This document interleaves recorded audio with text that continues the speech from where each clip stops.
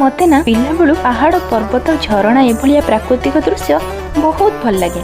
से आमे स्वामी स्त्री बाहर की जाइथिलु पुरी स्थित डेलांग अंतर्गत विश्वनाथ मंडिया। एतिकी बाहर चढ़ु चढ़ु मु धई सही गलानी आउरी पुनी अछि पाखापाखि गोटाए बाहर माने मु 5% जा पाहाच भी चढ़िनी एमती अवस्था हमर एटा नित्यदिनिया रास्ता भलिया आराम से चली जाउचंदी। आ चालू चालू मते गछटा देखाला देखिले एटा को फळ नेले हमें विश्वनाथ मंदिया मंदिर रे पहुंची गलु। मैं तेरा आंसू हूं तू मेरा दर्पण तेरे ही होने से मेरी ये सारी जिंदगी सजी है। लागी मेरी तेरे संग लगी ओ मेरे शंकरा लागी मेरी तेरे संग लगी ओ मेरे शंकरा लागी बाबा विश्वनाथ दर्शन कर सारा पर से पहाड़ और पर्वतर प्राकृतिक सौंदर्य सहित मो घर बनईकि नहीं लंच बॉक्स को एंजॉय करलु आ घर को रिटर्न करलु।